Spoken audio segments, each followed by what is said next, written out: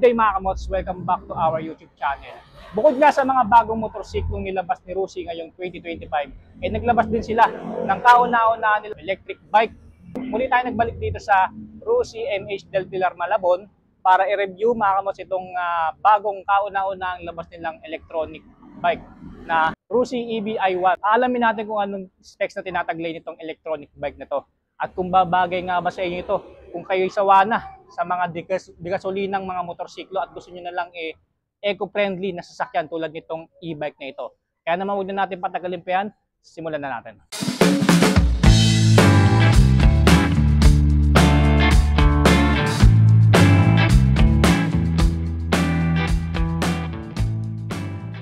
Alright, so ito yung kauna-unang electronic bike na nilabas ni Rusi ngayong 2025 na amos. No? So by the way, hindi nga pala ito yung unang beses na nag-review tayo or nag-vlog tayo ng electronic bike. So kung matatandaan ninyo, nag-vlog na rin tayo ng electronic bike pero coming from Honda naman yon.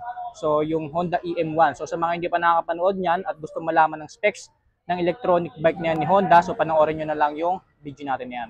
So let's get back here mga kamos. So this one is the Rusi EBI1. May mga ibang kulay pa to mga kamos if I'm not mistaken. May color blue, may yellow at may green pa ata. So yan yung mga pagpipilian ninyong kulay pagdating dito sa electronic vehicle na ito coming from Rusi. So minimalist lang naman yung design niya at napakaliit lang niya mga kamos, no? Pero pwede ditong pandalawang tao kasi kung mapapansin niyo dito sa upuan niya, dito sa driver and then meron pa ditong upuan dito sa kung gusto niyo mag-angkas. Ayan. So pwede pa naman siyang pandalawang tao kahit na kung titignan maliit yung itsura niya.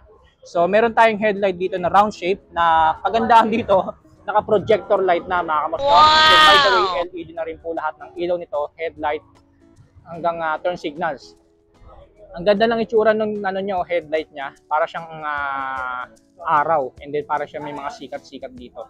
Ayan. So sayang nga lang hindi pa pwedeng i-activate itong electronic bike na ito kasi once na inactivate na raw ito, kailangan i-release na. Ayan, so hindi natin makikita yung actual na itsura. Pero I think maliwanag tong ilaw niya kasi naka-projector light na siya. Ayan.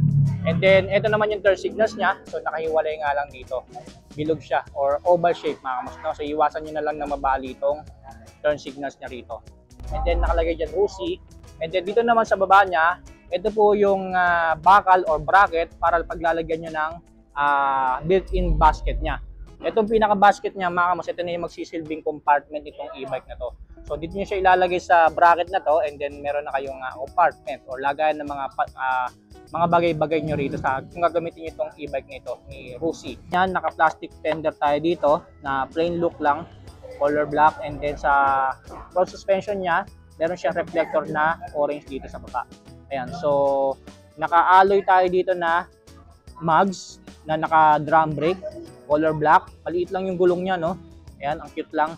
And then dito, ito kita-kita yung mismong metal frame nitong e-bike. Ayan, electric. And then ito naman yung pinaka-footboard niya.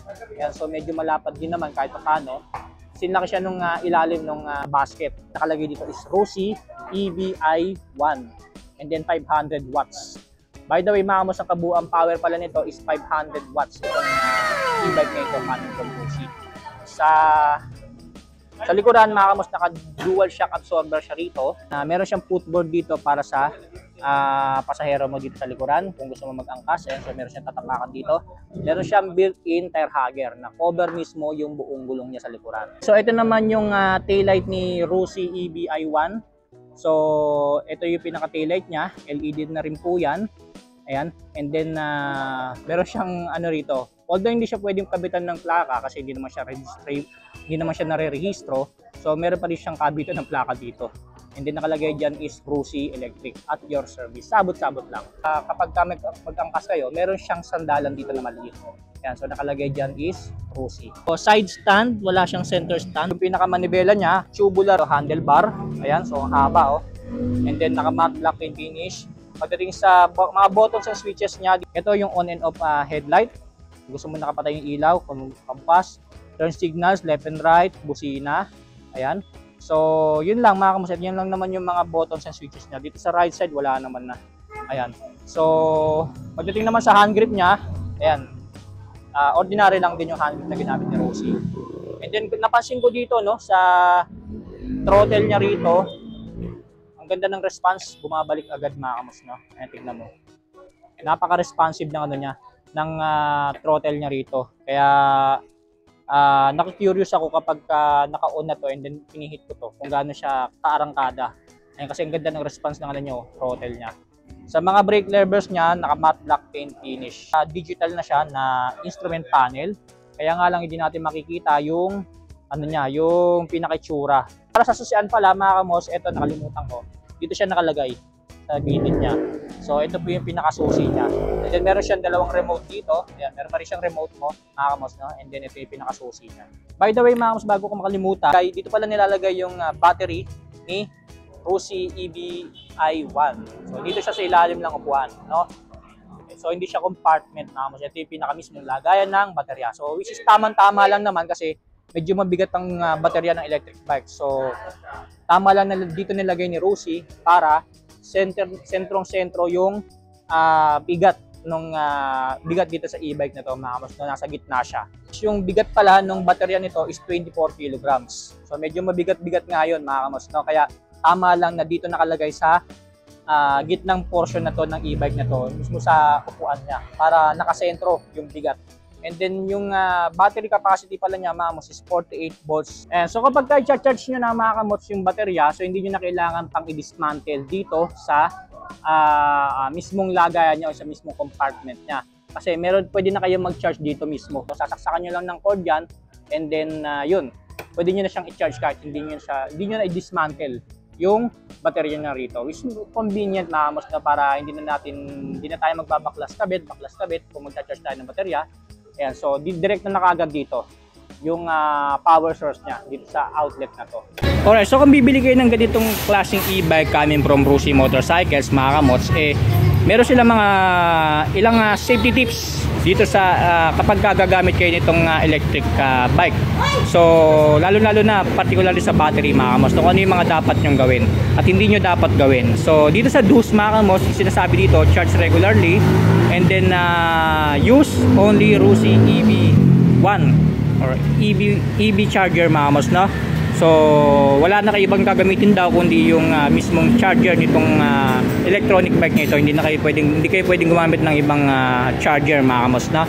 Ayan, para lang daw maprotektahan yung baterya. And then practice 2-bar charging. Ibig sabihin kapag 2-bar na lang daw yung baterya nito, i-charge na rin daw natin kaagad, no?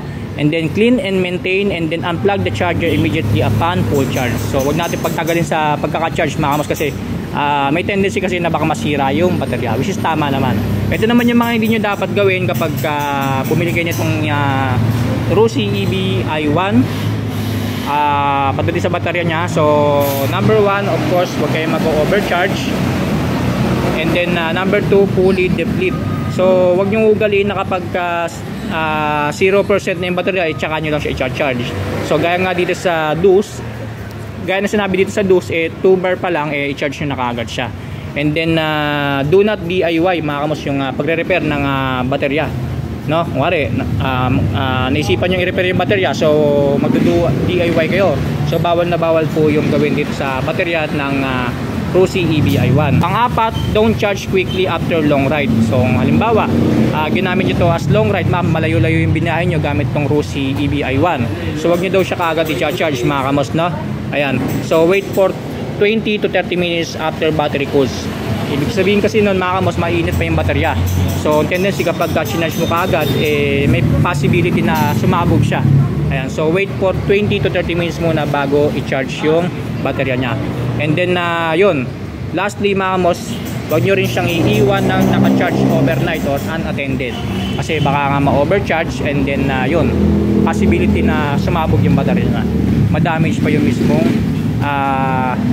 e-bike, masunog. Kamos na pagka gano'n ang nangyari, hindi na i-cover ni Rusi Motorcycles yung warranty. Kasi dahil yun na yun sa negligence or kapabayaan ng owner, kaya nasira yung e-bike. Alright, so yan po yung looks and appearance mga kamos, itong pinakabagong electronic vehicle coming from Rusi Motorcycles, the Rusi EB-i1.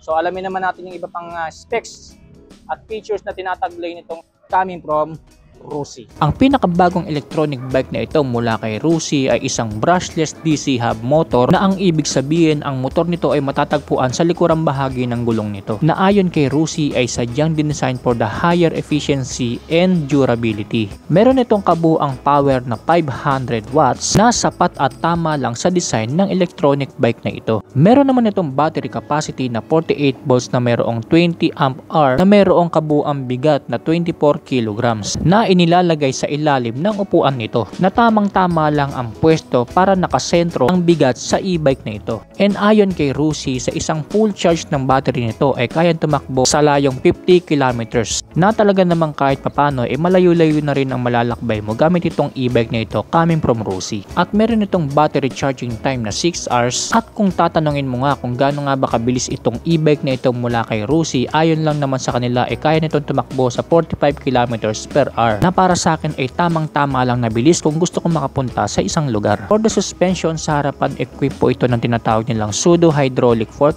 at naka-mechanical twin damping naman pagdating sa likuran. At para naman sa kanyang braking system ay parehas po naka-drum brake ang preno nito harap at likuran. At para sa kanyang dimensions, meron itong overall length na 1,620mm, overall width na 650mm at overall height na 1,030mm. At meron naman itong seat height na 710mm at mayroon namang ground clearance na 110mm.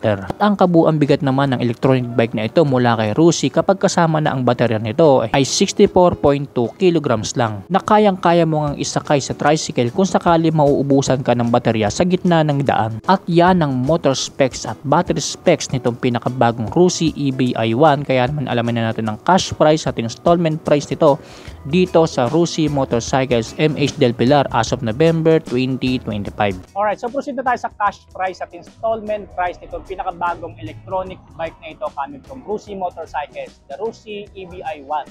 So magkano nga ba ito dito sa Rusi MH Del Pilar as of November 2025? Para po sa cash price niya, mga kamots, ito po ay nagkakalaga ng 21,000 pesos. So napakamura lang mga kamots, 21,000. And then kung gusto naman siya kunin installment, pwede rin. Pwede rin siyang kunin as installment kagaya ng mga motor mga kamots, no? So magda-down lang kayo dito sa Rusi MH Del Pilar ng 3,000 pesos. And then pagdating sa monthly amortization, 12 months up to 15 months lang ang ino-offer nila dito na hulugan. Sa 12 months mga kamots o isang taon, 2,310 pesos po ang ating monthly amortization. Pagdating sa 15 months, 1,925 pesos po ang ating monthly amortization dito sa Rusi EBI1. Take note lang mga kamots na nagbibigay din sila ng rebate kaya sa mga motorsiklo nila rito. So dito sa e-bike, ang rebate natin is 200 pesos. By the way mga kamots, pagdating pala sa mga warranty ng mga parts nito, 12 months warranty po ang binibigay ni Rusi Motorcycles dito sa Rusi EBI1. No? So pagdating sa battery, controller at yung mismong motor, yung engine na nagpapagana dito sa e-bike na ito mga kamots. No? So lahat yung tatlong yon, 12 months po ang warranty. Replaceable yan mga kamots kapag nasira. Pero depende pa rin yan sa kung bakit siya nasira. Kung accidentally ba or sinadyang masira mga kamots, no? Pero 12 months warranty po ang binibigay ni Rusi Motorcycles sa baterya, controller at yung motor. Ayan. So yung motor engine. Ayan. So yan po yung cash price at installment price mga kamots. Itong pinakabagong Rusi EBI1. Bago at kauna-una ang electronic bike na release coming from Rusi Motorcycles ngayong 2025. So, gusto ko magpasalamat ulit kay Sir Sandro na nag-assist sa atin dito sa Rusi MH Del Pilar para tignan at silipin ang specs nitong Rusi EBI1. So abangan nyo pa yung mga susunod na vlog natin. Meron pa tayong i-feature na another electronic bike ulit na nalabas ngayong 2025. Abangan nyo kung anong brand yan. So muli maraming salamat sa inyo. Stay safe, ride safe always.